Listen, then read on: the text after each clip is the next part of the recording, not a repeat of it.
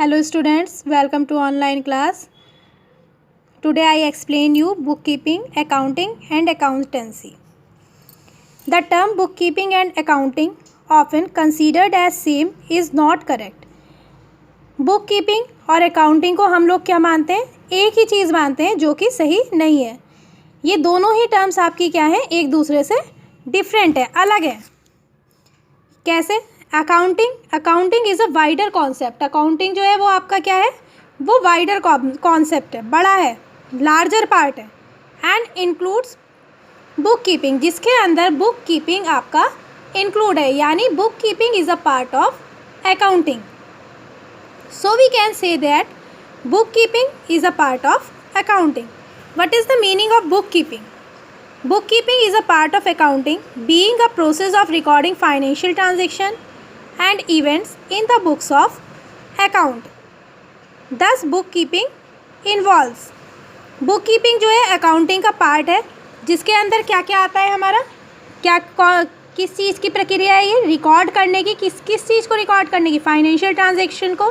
किस चीज़ में? अकाउंट की बुक्स में. अब बुक्स कीपिंग के अंदर क्या क्या चीज़ें आती हैं? बुक्स कीपिंग के अंदर आता है आपका आइडेंटिफिकेशन, फाइनेंशियल ट्रांजैक्शन का आइडेंटिफिकेशन करना, उन्हें मनी टर्म्स में मीज़र करना, रिकॉर्ड करना अकाउंटिंग बुक्स में. अब ये अकाउंटिंग बुक्स कौन सी होती हैं? मैंने पीछे भी आपको बताया था कि अकाउंटिंग बुक्स हमारी कौन सी होती हैं? Journal. And classifying, recording transaction and events, posting them into ledger account, और इन्हें ग्रुप में क्लासीफाइड करके, ग्रुप्स में डिवाइड करके लेजर में पोस्ट करना. अब ये हुए बुक कीपिंग के पार्ट. बुक कीपिंग में कितने पार्ट्स आए हमारे? कौन कौन सी आई? 4 चीज़ें आई. जबकि अकाउंटिंग में हमारी कितनी चीज़ें आती हैं? वो पूरा प्रोसेस कितनी चीज़ों का है? 7 थिंग्स का. उसके अंदर 7 थिंग्स आती हैं. उसके कुछ पार्ट्स, 4 पार्ट्स बुक कीपिंग के अंदर इंक्लूड होते हैं. इसलिए हम बुक कीपिंग को क्या बोलते हैं? अकाउंटिंग का एक पार्ट. अब इसके लिए अलग अलग जो है कुछ डेफिनेशंस अलग अलग लोगों ने दी हैं. देखिए, नॉर्थ कॉर्ट ने क्या डेफिनेशन दी है? Book keeping is an art of recording in the books of accounts the monetary aspect of commercial and financial transactions. इसी तरीके से J.R. बार्टली बॉय ने एक डेफिनेशन दी है, book keeping is an art of recording business dealings in a set of books. और भी कुछ जो है उन्होंने डेफिनेशंस दी हैं, वो आप देख लीजिएगा. अब है अकाउंटिंग आपको मैंने पीछे पढ़ाया था. अकाउंटिंग जो है एक वाइडर कॉन्सेप्ट है बुक कीपिंग के मुकाबले. It start where book keeping ends. ये कहाँ स्टार्ट होता है? जहाँ बुक कीपिंग ख़त्म होती है, वहाँ आपका अकाउंट्स स्टार्ट होता है. इन other words book keeping is a part of accounting. आप देखेंगे हम what is difference between book keeping and accounting. Accounting और बुक कीपिंग में क्या डिफरेंस है? तो पहला स्कोप के बेसिस पे तो मैंने बताया था, बुक कीपिंग में आपके 4 पार्ट्स आते हैं. Identification, measuring them into money terms, recording and classification. Accounting में आपके ये चारों पार्ट्स आते हैं, और इसके साथ साथ और क्या क्या आता है? बाकी के 3 parts, summarising, interpretation and communicating to the users. Stage book keeping, क्योंकि पहला फर्स्ट लेवल है, then it is a primary stage. It is the basis of accounting. ये अकाउंटिंग का बेसिस है.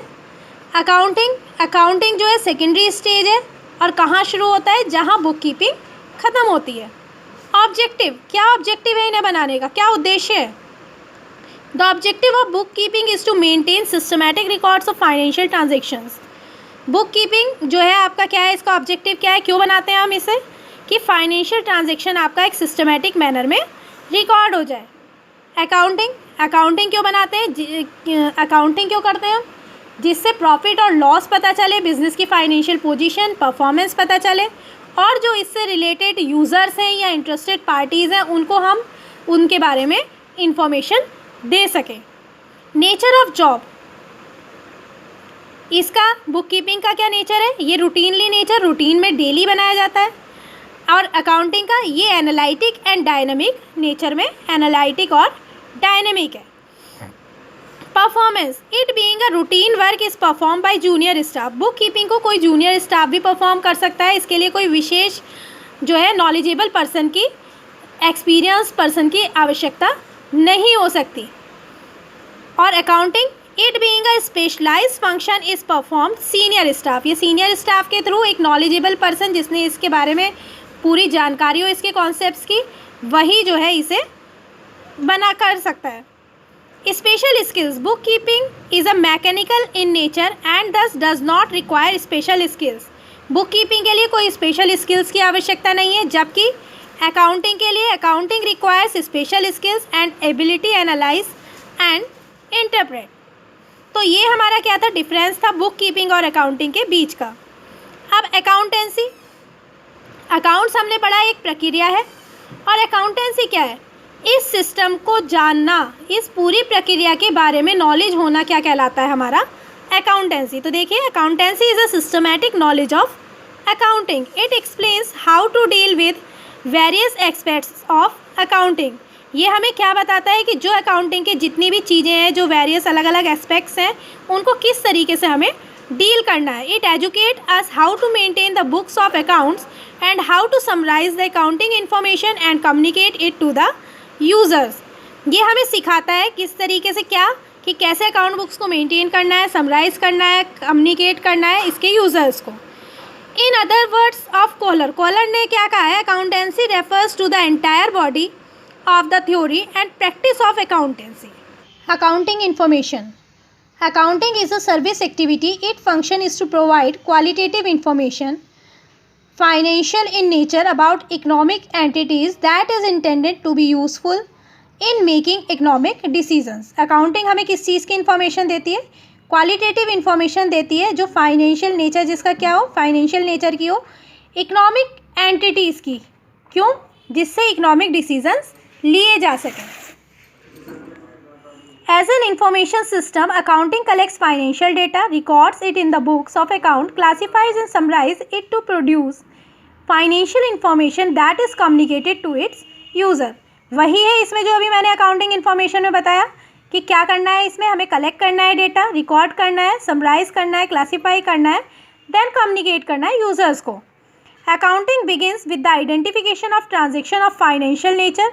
ये कहाँ शुरू होता है, फाइनेंशियल नेचर की ट्रांजेक्शन्स को पहचानने से शुरू होता है और ख़त्म कहाँ होता है, with the preparation of financial statement. Financial statement बनाने पर, ये कौन कौन से होते हैं, income statement and balance sheet. Income statement financial हमारी परफॉर्मेंस बताता है और बैलेंस शीट फाइनेंशियल पोजीशन को एक्सप्लेन करता है। Each step in the process of accounting generates information.